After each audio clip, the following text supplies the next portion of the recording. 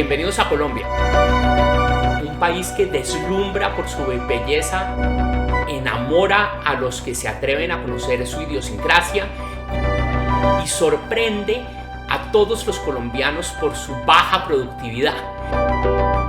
En este podcast CPC, Café, Postre y Competitividad, el Consejo Privado de Competitividad explorará con sus investigadores, con expertos, las razones que hacen que seamos tan poco competitivos y cuáles son las avenidas a futuro para lograr mayores niveles de bienestar para todos.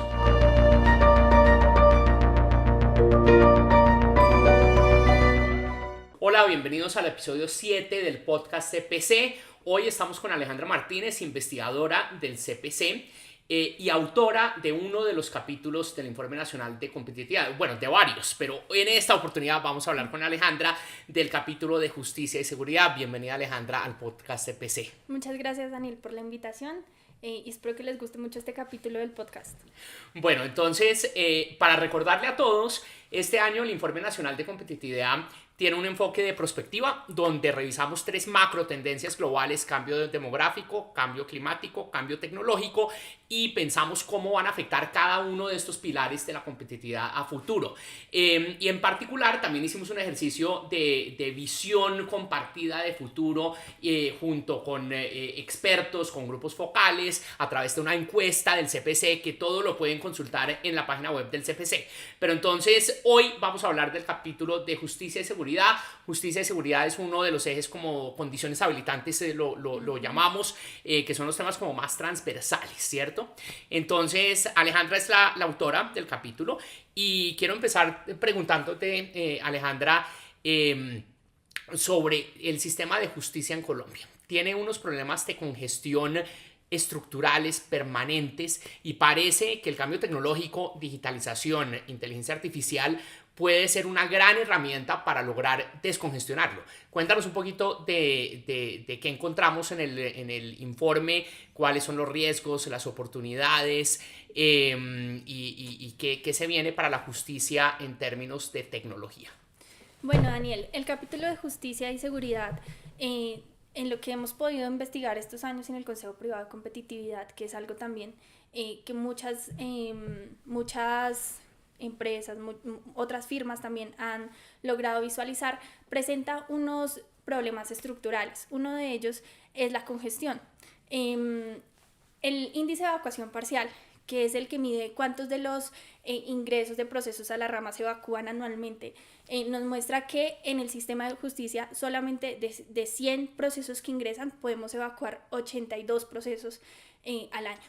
El resto quedan inventariados para el año siguiente.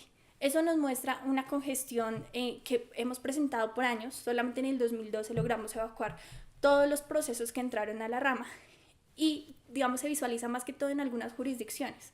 Vemos que la jurisdicción ordinaria recibe cerca del 57% de todos esos procesos anualmente y solamente evacúa el 74 procesos de 100 que ingresan.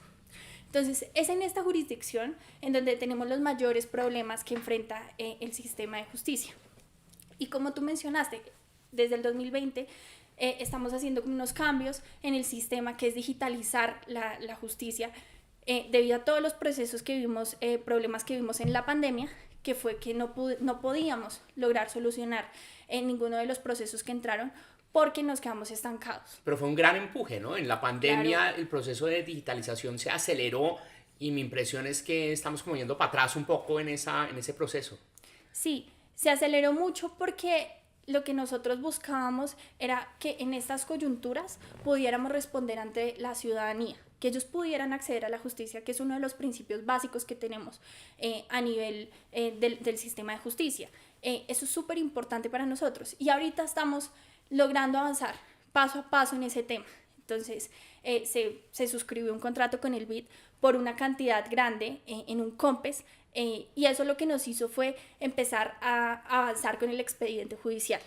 Entonces ahorita se están digitalizando todos esos procesos y lo que queremos con la inteligencia artificial es que podamos ser más eficientes, más ágiles, darle respuesta a la ciudadanía de un proceso que ingresa, en cuántos días logramos solucionarlo. a las empresas también, porque es algo que olvidamos en nuestro discurso. Y es que hoy en día las empresas duran más o menos, tienen que pasar por 1200 días aproximadamente para solucionar un proceso. Y eso va en contra de toda la eficiencia del mercado. Sí, es mucho más que en países comparables. Y de hecho eso hace eco a nuestro tema de hace 2 años en el informe, ¿no? Si no hay confianza en el sistema de justicia, entonces no vamos a hacer apuestas, no vamos a asociarnos, no vamos a invertir, vamos a tener unos contratos súper enredados y súper costosos. Los costos de transacción para la economía suben si no tenemos un sistema confiable de justicia y de resolución de conflictos. Sí, nosotros tenemos en el más reciente dato que tenemos de las necesidades jurídicas insatisfechas, tenemos que la mayoría de la población presenta necesidades jurídicas y cuando se enfrentan a un juzgado resultan que estas son insatisfechas.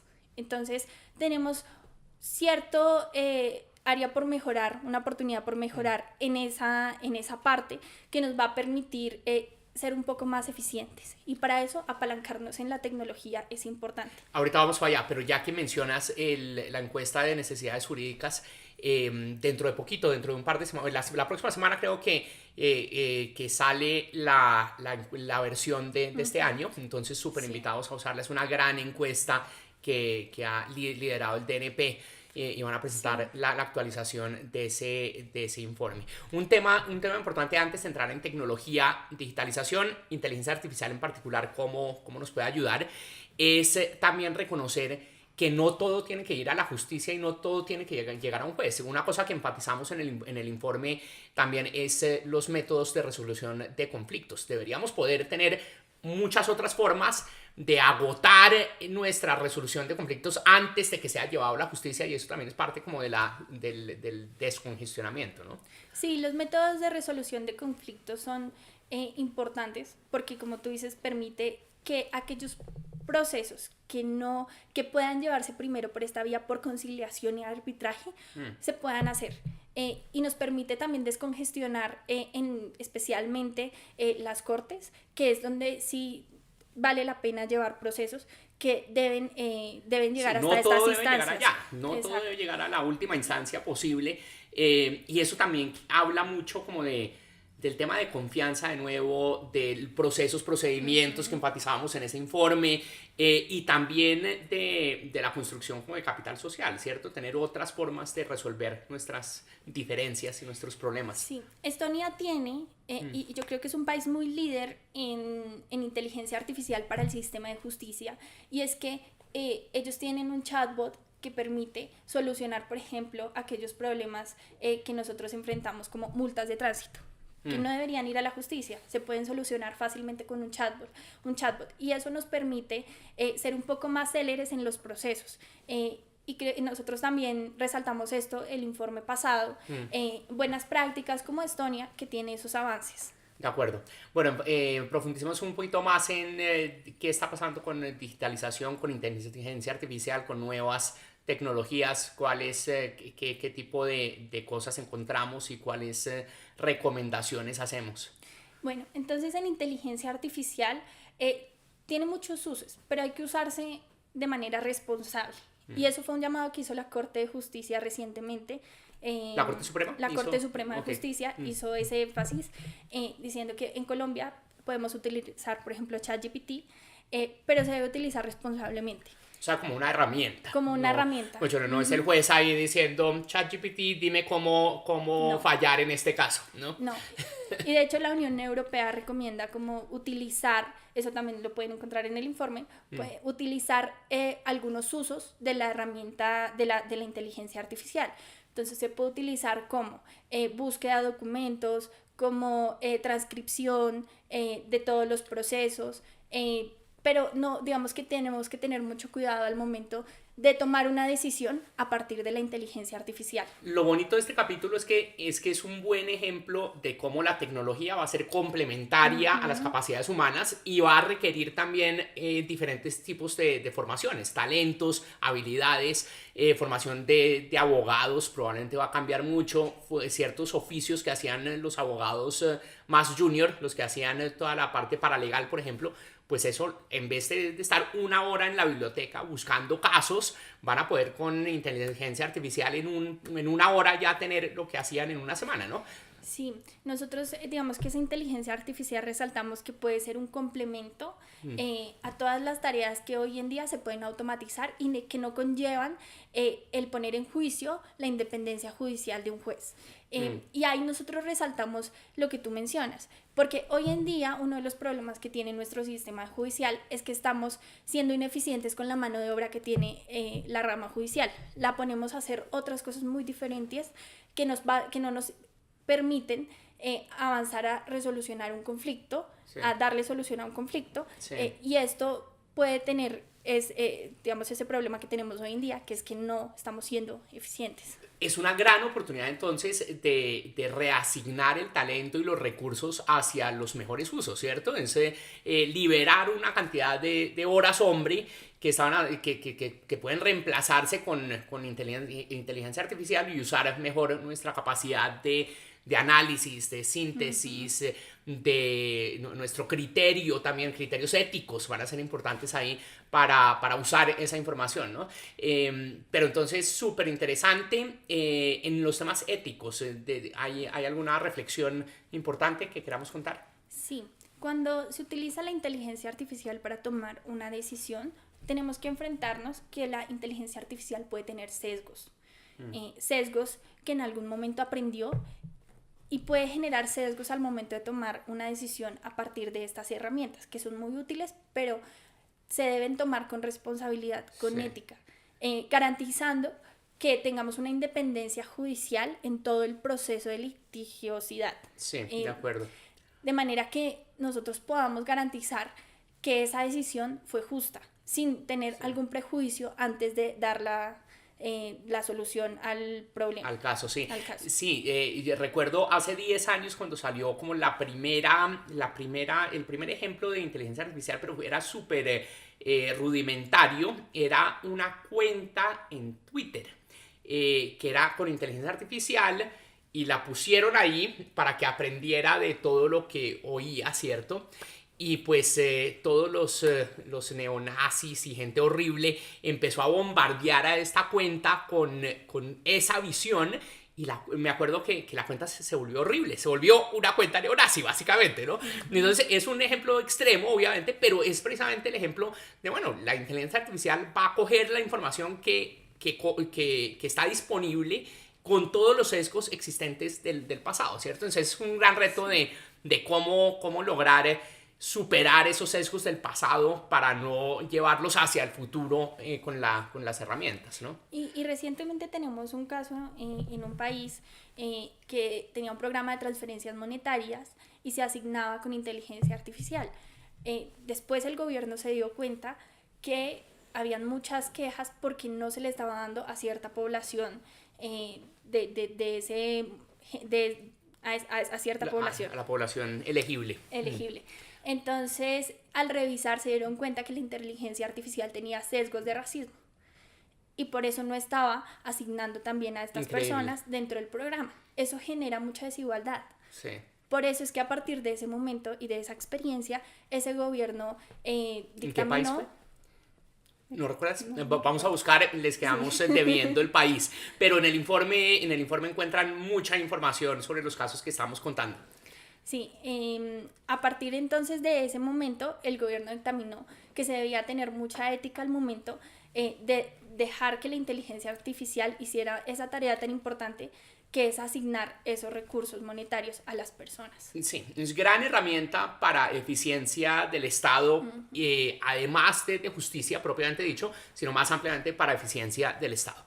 Bueno, pasemos a las otras dos tendencias importantes. Nosotros identificamos cambio climático y cambio demográfico como dos de las tendencias que van a impactar el futuro en Colombia. En términos de justicia, ¿cuáles son los retos en términos de cómo va a cambiar la demanda de justicia para una población más envejecida y más longeva? ¿Y cuáles son los impactos del cambio climático también en nuevos tipos de casos, por ejemplo, de temas de justicia ambiental? Entonces, empecemos con cambio demográfico.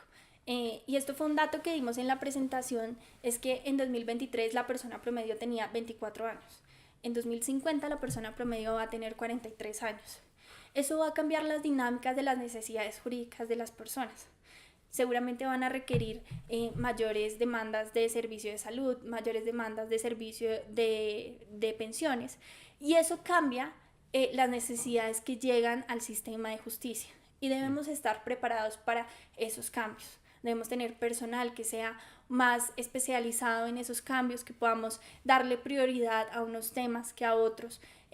Eso por un lado, por el lado de los cambios de consumo, por decirlo La de esa demanda manera, de justicia. demanda del sistema de justicia. Pero por otro lado tenemos otra tendencia que es súper importante, y es hacer atractivo la carrera judicial para los jóvenes de esa época. Porque recuerda que vamos por el lado de la oferta, vamos a pensar por el lado de la oferta, digamos, la formación de talento humano con una población con cada vez menos jóvenes y otro tipo de oficios también, ¿no? Por supuesto, vamos a tener diferentes necesidades, diferentes consumos, seguramente tendremos otras carreras que hoy no conocemos. Necesitamos que esos jóvenes se interesen por la carrera judicial. ¿Y cómo logramos eso? Estando más actualizados con la necesidad de los jóvenes que vamos a tener en ese futuro.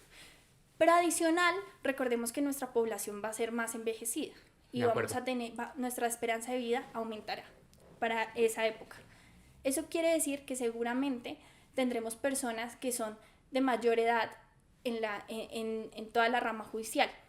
Entonces también toca estar preparados para actualizar a las personas que tienen mayor edad, a los nuevos cambios que vamos a presentar. A los mismos jueces, magistrados, abogados, a todo el personal que está involucrado en la rama, ¿no?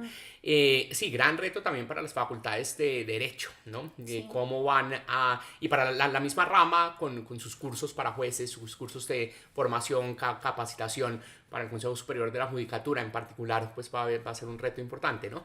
Sí. Cambio climático. En cambio climático, el 25% de los municipios van a presentar un riesgo alto, vulnerabilidad climática alta sí. hacia 2050. ¿Esto Colombia, qué implica? Sí. Vamos a tener derechos vulnerados como migración, como falta de vivienda, como problemas coyunturas también de desastres naturales, temas de propiedad, de derechos básicos que hay que tutelar, pues, ¿no? Entonces, en ese caso, lo que nosotros recomendamos es empezar a ver hacia futuro y mirar si podemos tener una jurisdicción que se encargue especialmente de esos problemas que vamos a tener derivados del cambio climático, que cada vez se van acentuando un poco más. O algún tipo de especialidad dentro del sistema, ¿no? Sí, ahorita que estamos hablando de jurisdicción agraria y jurisdicciones de diferente tipo, va a ser un área de foco donde vamos a tener que tener capacidades para afrontar las demandas de justicia en esas áreas, ¿no? Sí. Bueno, entonces la otra parte del capítulo clave y muy relacionada con justicia es seguridad, ¿cierto? Seguridad, un gran reto en Colombia. Tenemos problemas de seguridad ciudadana en ciudades, de seguridad nacional con grupos al margen de la ley, muchos retos en términos de implementación de proceso de paz y cumplimiento con ese proceso. ¿Qué tenemos en el capítulo sobre este tema? Daniel, es muy preocupante. ¿Tú sabes cuánto gasta el gobierno para combatir la violencia ciudadana y la violencia de seguridad nacional? Cuéntanos. El 33% del PIB, según mediciones internacionales. Somos el quinto país que más gasta en combatir el crimen a nivel mundial. Nos deja por debajo de países que hoy están enfrentando una guerra mundial. Eso nos deja un panorama muy devastador, porque lo que estamos haciendo en este momento es destinarle una buena parte de nuestros recursos del erario público a combatir la seguridad nacional, y esos recursos deberíamos estarlos dirigiendo a otros sectores como educación, como salud, como mercado laboral, que nos permiten fomentar un mayor nivel de desarrollo económico y desarrollo de nuestra población. Entonces ahí tenemos unos retos muy grandes que enfrentar en términos de seguridad. Actualmente también este año fue un panorama muy grave para la seguridad nacional, porque se aumentó en 70% todos los conflictos armados que hubieron a causa de los grupos al margen de la ley. Sí, disidencias, nuevos grupos involucrados con narcotráfico, Clan del Golfo, todo ese tipo de grupos. El Clan del Golfo abarca desde La Guajira hasta el Nariño, toda esa zona, y además eso no nos permite avanzar en el desarrollo. No hemos cumplido algunos acuerdos, algunos puntos del acuerdo. Puntos del acuerdo de paz. Avances de ciertos puntos. Sí, no, y digamos que si uno piensa en la seguridad, pues la seguridad es el clásico ejemplo de un bien público esencial que tiene que proveer el Estado, es el monopolio de la fuerza, todo ese tipo de cosas que uno ve en primeros semestres en muchas carreras, ¿no? En economía, en derecho, en ciencia política, en gobierno, en todas partes. La seguridad es uno de esos ejemplos de como lo básico, súper transversal, y sin eso es muy complicado lograr avances en otros temas, ¿no? Entonces, pues un punto clave, cómo lograr satisfacer, proveer ese bien público, y pues que ese gasto que es enorme sea mucho más efectivo en lograr la satisfacción de esa necesidad de seguridad, ¿no? Nosotros perdemos cerca de 2 puntos porcentuales de crecimiento anual a causa de todos nuestros problemas de seguridad nacional. Y lo que tú mencionas es súper importante. Las empresas que se sienten seguras en un país son empresas que pueden destinar esos recursos a otros ámbitos laborales, como mejorar, por ejemplo, las condiciones de sus trabajadores, innovar. Por ejemplo, las personas también que se sienten seguras mejora su calidad de vida en este entorno. Entonces esto nos parece súper importante, es un foco que tiene el Informe Nacional de Competitividad, el dar recomendaciones para que el gobierno vuelva a tener la fuerza el control territorial, es el tema crítico ahí, ¿no? Para que el control vuelva a tener el control territorial a nivel de Colombia. Sí, de acuerdo. Hay unas interrelaciones claves entre justicia y seguridad también, que las enfatizamos más el año pasado que creo, pero de pronto puedes contarnos un poquito de ese vínculo clave entre justicia y seguridad.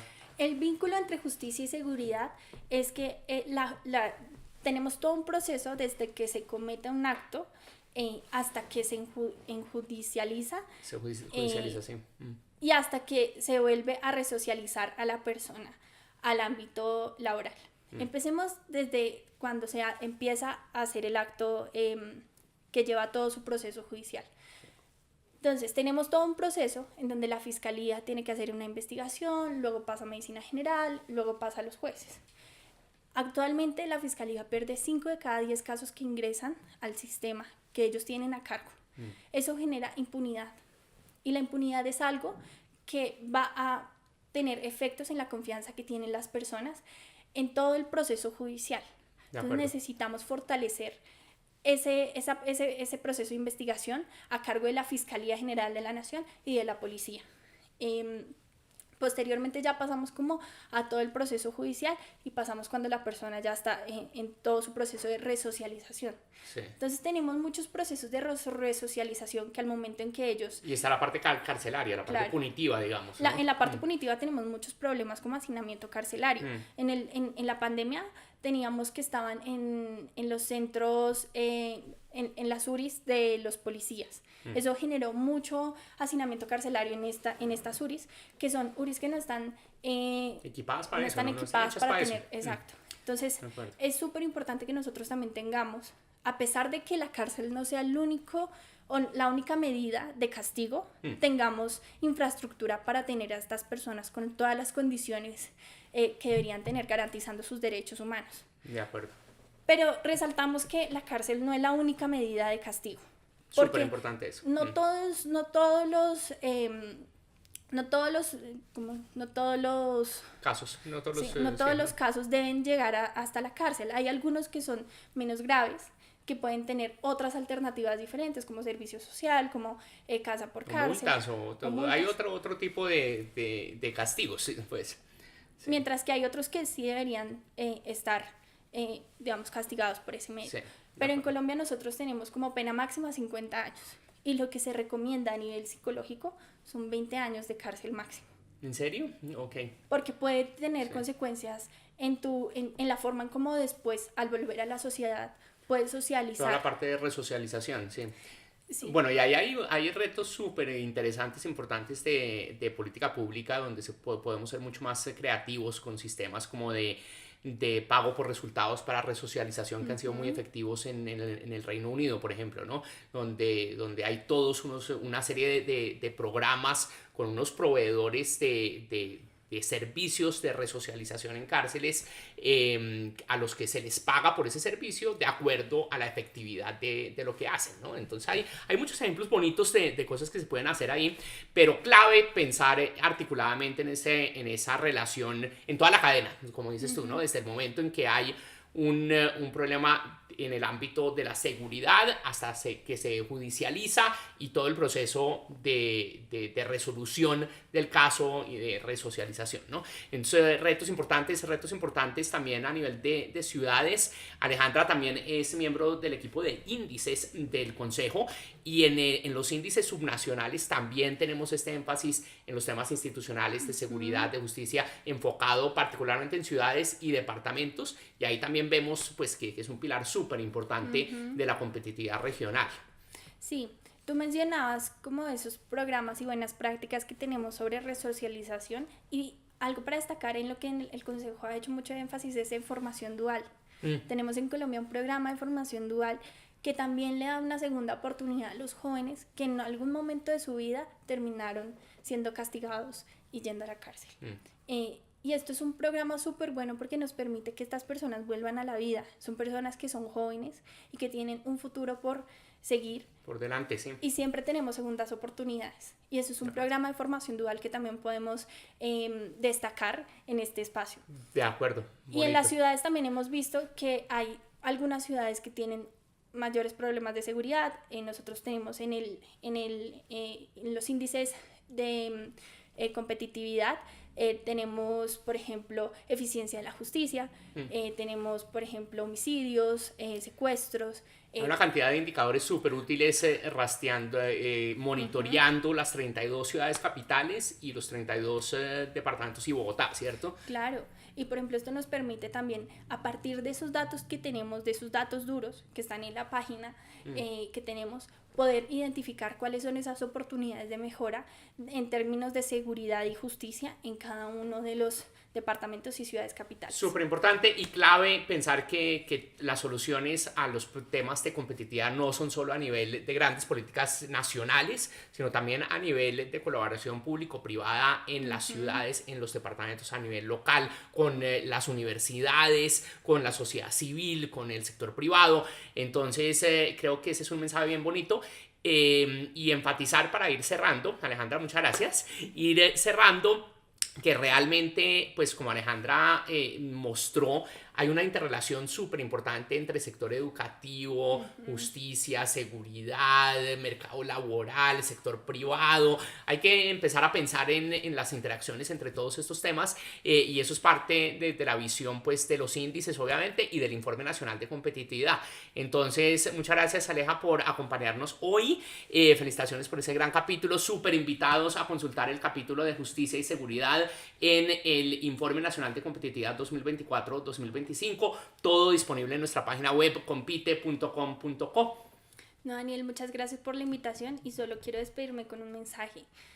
Nosotros no debemos enfocarnos en la parte final de cómo judicializamos, sino cómo resolver el problema desde adentro. Y resolviendo el problema desde adentro del problema en justicia y seguridad es que funcione bien el sistema de educación, funcione bien el sistema de salud, de mercado laboral, porque en esa parte es donde muchas veces fallamos y es en donde llegan los procesos al sistema de justicia. Si nosotros solucionamos desde el problema, podemos evitar que tengamos muchos procesos que ingresen por consecuencia de esto. Y también podemos enfocar nuestros recursos hacia estas áreas que nos permiten también cerrar ciclos de pobreza, nos permiten también tener mejores niveles de desarrollo. Entonces, sí, tenemos que tener un sistema de justicia ágil, eficiente, asequible, pero también tenemos hay que reducir las necesidades jurídicas insatisfechas, básicamente. Tenemos que darnos cuenta del problema inicial. Listo. Bueno, cerremos entonces también haciéndole la cuñita al DNP para que todo el mundo revise la nueva versión de la encuesta de necesidades jurídicas, que la usamos siempre en el CPC mucho, y felicitaciones al equipo del DNP también por ese gran producto. El 10 de diciembre en la Javeriana es el lanzamiento de la encuesta de necesidades jurídicas. Fantástico. Bueno, muchas gracias. Y esperamos que disfruten